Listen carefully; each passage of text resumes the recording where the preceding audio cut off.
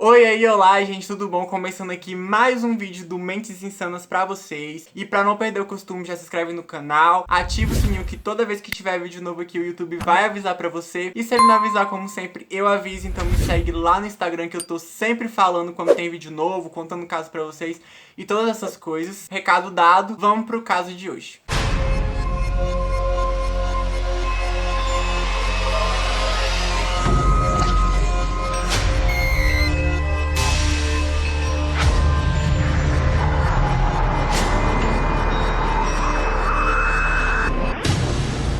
E o caso que eu escolhi pra falar hoje é um caso que eu já conheço já tem algum tempo. Eu conheci ele por um documentário que eu assisti na Netflix, mas eu procurei esses dias e ele não tá mais disponível. Eu também procurei pela internet, eu não achei ele legendado só em inglês. Então tudo que eu vou falar pra vocês nesse caso foi sobre a pesquisa que eu fiz e trechos do documentário que eu lembro. Então Matthew Shepard nasceu no dia 1º de dezembro de 1976 em Casper, Wyoming, Estados Unidos. Ele é filho de Judy Peak e Dennis Shepard. Ele era o filho mais velho. E ele tinha um irmão mais novo que se chamava Logan, que nasceu em 1987. O Matthew frequentou a escola primária de Chris Hall em De Morgan Junior High School, entre outras. Na infância dele, ele era considerado uma pessoa muito amigável, ele gostava muito de fazer amizade. Então, esse era o perfil do Matthew, uma pessoa assim que você conseguia conquistar a confiança fácil. Alguns alunos gostavam muito de mexer com ele também, provocar ele por causa da sua altura. Ele tinha 1,58 de altura, então assim, ele era muito baixinho. E também ele era muito magro, então essa aparência dele fazia com que as pessoas zoassem nele na escola, essas coisas de escola mesmo. O pai do Matthew trabalhava como inspetor de plataformas de petróleo, então no ano de 1994, a Saudi Aramco contratou o pai de Matthew, que é uma companhia de petróleo a gás natural, que é uma das maiores empresas do mundo todo, e essa empresa ficava na Arábia Saudita. Então essa empresa contrata o pai do Matthew pra trabalhar, e ela ficava na Arábia Saudita, como o nome já tá dizendo, e ele e a esposa dele se mudam pra Arábia Saudita, e lá eles ficavam num condomínio residencial que é patrocinado pela empresa, então pros funcionários que trabalhavam nessa empresa tinha as casas pra eles morarem lá. Durante esse período, o Matt frequentou a escola americana na Suíça e se formou nela em maio de 1995. Ele aprendeu várias coisas nessa escola, ele participou de teatro e fez cursos de alemão e italiano. No primeiro ano, ele se formou em ciências políticas, também conseguiu especialização em idiomas, então ele era super inteligente, ele gostava muito de estudar, então assim, ele investia bastante no futuro dele. O Matt era descrito por seu pai como um jovem otimista e receptivo que tinha um dom especial de se relacionar com quase todo mundo. Ele era o tipo de pessoa que era muito acessível e sempre procurava novos desafios. Então, esse era o perfil do Matt, como eu já falei pra vocês. Ele era uma pessoa super de boa com todo mundo. Ele gostava muito de fazer amizade, então assim, ele sempre procurava ver o lado bom de todo mundo, ele sempre procurava ajudar as pessoas. E o Matthew, ele era um jovem que era homossexual. É importante citar essa parte da sexualidade dele, porque isso tem a ver com o caso em si. Então, por causa disso, o Matthew tinha um grande amor pela aceitação das pessoas, pelas pessoas aceitarem a diferença umas das outras, e ele batia muito nessa questão, ele lutava muito por isso. Então, no ano de 1995, o Matthew faz uma viagem pro Marrocos, e ele vai pra lá junto com a turma dele, então era uma viagem escolar, e eles vão lá pra esse passeio no Marrocos. Então, num desses dias, numa noite, o Matthew, ele acaba saindo pra um lugar, eu não sei se ele foi com os amigos, e os amigos voltaram mais cedo do que ele, ou se ele foi sozinho, mas enfim, ele foi pra um lugar e aí ele resolve voltar pra casa sozinho, já era assim, tarde da noite. Então, quando ele tá passando lá por uma rua, ele é cercado por alguns caras, e esses caras agridem ele, batem nele, e ele também é abusado sexualmente por esses caras. Se eu não me engano, eram 5 caras. Então, o Matthew volta pro apartamento que ele tá dividindo esse apartamento com os amigos, e ele bate na porta desesperado, dizendo que ele foi abusado, que machucaram ele. Quando abre a porta, ele cai no chão gritando, assim, mexendo no corpo, assim, ele tá desesperado. Então, depois desse episódio que aconteceu com ele, o Matthew desenvolveu depressão e crises de ansiedade. Então, ele já não tava mais aquele menino feliz que ele era antes. Isso foi um trauma muito grande pra ele, então ele não gostava muito de falar sobre isso. Ele começou a ficar um pouco mais reservado, então foi algo assim que mexeu muito com ele. Um dos amigos do Matthew temia que a sua depressão o tivesse levado a se envolver com drogas no tempo da faculdade. Então, passada essa viagem, ele volta pra Wyoming, que era a cidade que ele morava, e ele tenta retomar a vida dele normal depois desse trauma que ele sofreu. Então, no dia 6 de outubro de 1998, 2018, o Matthew estava com 21 anos de idade. Ele marca uma reunião com alguns amigos dele para planejar uma semana sobre a consciência LGBT no campo. Então eles fazem essa reunião, o Matthew quer engajar esse projeto, só que aí depois que termina, ele quer sair pra beber com os amigos, mas por algum motivo os amigos dele não querem ir com ele, então ele acaba resolvendo ir beber sozinho. E como eu falei pra vocês, ele tava muito deprimido, ele tava assim numa fase muito ruim, e ele tava começando a questionar com ele mesmo, sobre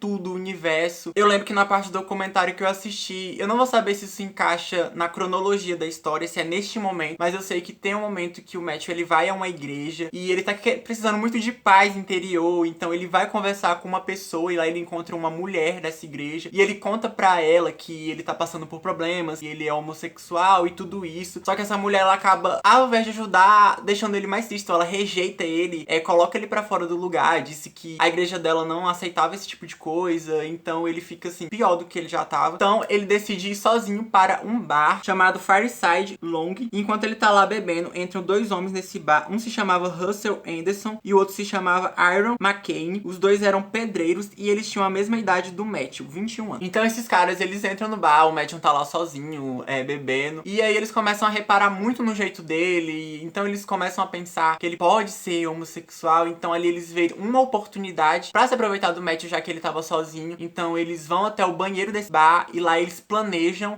fingir que eles também são homossexuais pra se aproximar do Matthew, mas na verdade a intenção deles não era fazer amizade nem nada disso. O que eles queriam era assaltar ele. Então eles chegam no Matthew, puxam conversa, e assim, ele tá vulnerável, tá passando por problemas, então eles conversam, acabam se conhecendo e eles fazem todo um teatro. Depois dessa conversa, eles chamam o Matthew pra ir na picape deles, pra eles saírem juntos, e eles dizem que vão dar uma carona pra ele, mas na verdade eles não queriam isso, eles queriam roubar ele. Então o Matthew entra nessa picape com eles, e quando ele chega lá dentro, já dentro do carro, o Iron puxa uma pistola e aponta pra cabeça do Matthew e pede a carteira dele. Então o Matthew rapidamente dá a carteira, só que na carteira dele só tinha $20, então assim, não era muito dinheiro, e isso deixa ele bastante zangado. Então eles agridem ele, começam a bater muito nele. Então eles dirigem pra fora da cidade, para Fort Collins, no Colorado. Cava cerca de 1,5 km para um carro em um prado rochoso, cheio de arbustos e grama alta. Eles tiram o Matthew do carro e o Russell pega uma corda de varal e amarra o Matthew em uma cerca de madeira. Então o Iron começa a espancar o Matthew com o cano da arma, que era um grande revólver da marca Smith & Wesson. O Matthew foi golpeado com o cano da arma cerca de 20 vezes na cabeça e no rosto, então imediatamente ele perdeu a consciência. Então assim, eles espancaram ele de um jeito assim muito brutal, que ele desmaiou na hora. Depois do espancamento, os criminosos roubam os sapatos de couro que o Matt estava usando naquela noite e deixam ele lá pra morrer. E ele tava muito machucado, e nesse dia tava assim fazendo muito frio, então ele ficou lá jogado. Ele ficou largado lá por cerca de 18 horas, assim, pra morrer mesmo, no frio, sem ajuda de ninguém. Então ele passou a noite, o resto da noite lá, e um pouco do dia seguinte lá, até que na tarde seguinte, um adolescente que estava passando por lá de bicicleta, ele acabou caindo de bicicleta perto dessa cerca, e aí ele se depara com o corpo do Matthew, mas de primeira assim, ele não acha que é o corpo de uma pessoa, ele pensa que é um espantalho que tinha caído, porque como eu falei pra vocês, essa área que o Matt tava era uma área assim que tinha muitos cactos, era normal ter espantalhos nas cercas pra espantar os pássaros, então ele achou que era isso. Mas quando ele resolveu chegar mais perto, que ele viu que realmente era uma pessoa que tava assim num estado muito grave, então imediatamente ele liga pra polícia. Então a agente Reg Flood atende o chamado, ela segue as coordenadas do adolescente e chega até o local. Ela encontra o Matthew caído de costas, com os braços pra trás, e a respiração dele tava bem fraquinha, então ele ainda estava vivo. E ela disse que quando encontrou ele, ela pensou que ele era bem mais novo do que ele aparentava ser, porque como eu falei pra vocês, ele era muito baixinho, muito magrinho, então realmente ele parecia assim, a estrutura dele parecia com a de uma criança, e o rosto dele tava muito machucado, muito inchado, então ela não conseguia identificar que ele era uma pessoa mais velha, mas na verdade ele já tinha mais de 20 anos. Então pra facilitar a respiração dele, ela tentou abrir a boca dele, mas ela não conseguiu, porque a boca dele tava fechada com muita força. Então ele é levado para o hospital Colorado, ele tá desacordado, ele sofreu com 4 fraturas cranianas e com o tronco cerebral esmagado. E quando tudo isso aconteceu, os pais do Matthew estavam na Arábia Saudita, então eles recebem essa notícia e imediatamente eles voltam pra cidade deles, eles vão direto pro hospital ficar com o filho deles. Eles não estão nem acreditando no que aconteceu, sabe? É uma coisa assim horrível. Então ele foi tratado, foi colocado em aparelhos pra respirar, tubos, sabe? Eles fizeram tudo o que eles podiam pra salvar a vida do Matthew, mas ele não resistiu e acabou falecendo 5 dias depois do ataque. E ele nunca recuperou a consciência desde o ataque, então ele nunca viu quem resgatou ele não viu o menino que achou ele, não viu o policial, nem a mãe e o pai. Ele conseguiu assim se despedir porque ele ficou em coma e não recuperou a consciência e acabou falecendo. O corpo dele foi cremado e os pais decidiram não enterrar e sim ficar com ele porque eles tinham medo das pessoas vandalizarem o seu túmulo. Mas foi feito um velório pra ele no dia 16 de outubro de 1998 na igreja episcopal da cidade de Casper. E durante essa cerimônia que tava acontecendo lá, o velório dele tava assim, muitas pessoas, foi uma coisa assim muito triste, a família tava muito chateada. Um pastor homofóbico de Kansas ficou perturbando o velório do Matthew,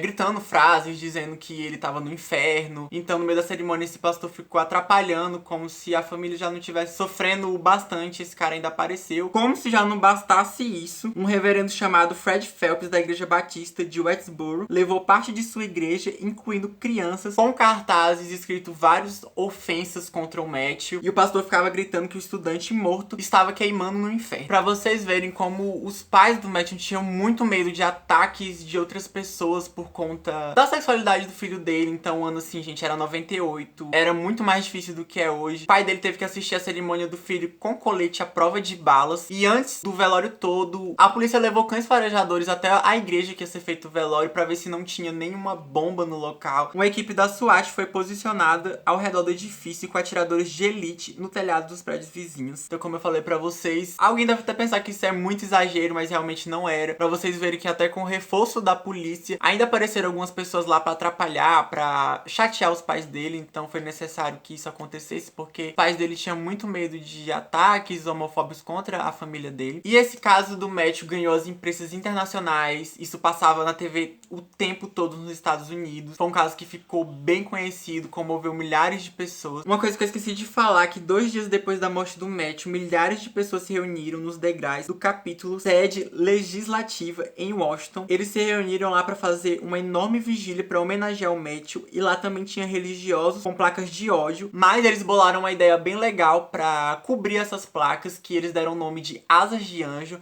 Então era como se fosse uma roupa, que elas tinham um suporte aqui no ombro e ficava grande assim, todo branco. Então essas asas cobriam todo mundo que tava com placa de ódio, e lá eles fizeram uma apresentação, uma homenagem muito bonita pro Matthew. A mãe dele disse que o filho sempre falava pra ela quando era criança que ele queria ser famoso, e numa dessas entrevistas ela fala: eu acho que você chegou lá, meu filho, assim, com o Matthew já morto. Então ele ficou, assim, conhecido. Realmente a história dele inspirou várias pessoas. Uma coleção de itens pessoais dele foi doado pela família, então eles doaram uma coisa para um museu. Então entre essas coisas tá uns chinelos, deveres de casas antigos dele, algumas roupas, e essa posição tá exposta no Museu Nacional da História Americana. E vocês lembram que eu falei pra vocês que eles escolheram não enterrar as cinzas do filho dele com medo de algum vandalismo, alguém tentar fazer alguma coisa no túmulo dele. Então em outubro de 2018, as cinzas do Shapiro foram sepultadas na Catedral Nacional de Washington, e a mãe do Matthew disse que o filho finalmente podia descansar em paz, que chegou o momento que ela já não tinha medo que alguém atacasse ele, porque enfim, tempos são outros. E aí ela disse que finalmente o filho dela poderia estar em paz, então eles sepultaram as cinzas dele. Os pais do Matthew criaram uma fundação que levava o nome do filho, Matthew Shapiro, que ajudou a ampliar a lei federal sobre crimes de ódio para incluir crimes motivados por orientação sexual, gênero e deficiências. Em 2009, os pais do Matthew estiveram lá na Casa Branca, quando então o presidente Barack Obama assinou o ato Matthew Shapiro James Byrd Jr., Prevenção a Crimes de Ódio. Essa lei leva o nome de duas pessoas, que é o nome do Matthew e do James Byrd, e esse James foi um homem negro que foi assassinado em 1998. 3 supremacistas brancos e assassinaram ele e arrastaram ele pela caminhonete, assim, pelo chão, amarraram ele na caminhonete. Então a lei levou o nome desses dois. Os pais do Matthew viajaram pelos Estados Unidos por mais de uma dúzia de países em defesa dos direitos LGBT. E essa história e os criminosos, eu não falei o que aconteceu com eles, então agora a gente vai entrar nessa parte. O que aconteceu com os criminosos? Eles foram julgados e condenados à prisão perpétua. Os advogados de McCain, Dion Curtis, tentou defender o cliente dizendo que o Matthew teria provocado um ataque de raiva nele depois de tocar em sua coxa. Então, os advogados dele tentavam, né, apresentar esses argumentos que, na verdade, o cliente dele só matou o Matthew porque o Matthew teria dado em cima dele no carro, isso provocou uma crise de raiva nele. Mas mesmo com essas declarações e tudo isso, o juiz não considerou essa linha de argumentação de pânico gay, então ele condenou eles à prisão perpétua. A motivação do crime foi considerada mesmo por homofobia, porque eles queriam roubar o Matt, mas no meio do caminho, por preconceito mesmo, eles acabaram matando e esse foi a sentença final deles e eles estão presos até hoje. Foi lançado um filme em 2002 contando a história do Matt chamado A História de Matt Shapiro. 4 de outubro de 2013, a amiga do Matt chamada Michelle Josué lançou o documentário Matt Shapiro is a Friend of Mine, que é o documentário que eu assisti, que eu falei pra vocês, que conta toda a história do Matthew, que foi essa amiga dele que viajou com ele pro Marrocos. Então, ela era muito amiga dele e ela resolveu fazer esse documentário e lançou em 2013. O Matthew também serviu de inspiração pra Elton John escrever a música American Triangle. Se ele estivesse vivo hoje, o Matthew estaria com 43 anos de idade. E essa foi a história do Matt Shapiro, uma história assim que eu acho assim muito triste. Eu lembro que eu assisti o documentário e eu chorei assistindo. E esse foi o caso de hoje, eu espero que vocês tenham gostado. Não esquece de dar um gostei aqui pra mim. Comenta aqui quais casos vocês querem ver aqui no canal, que eu sempre leio tudo, gente. Eu tenho uma lista de casos. Alguns casos que eu quero falar, outros que vocês me falam, eu anoto tudo. E pode demorar, mas o seu caso vai chegar aqui. E é isso, é nóis.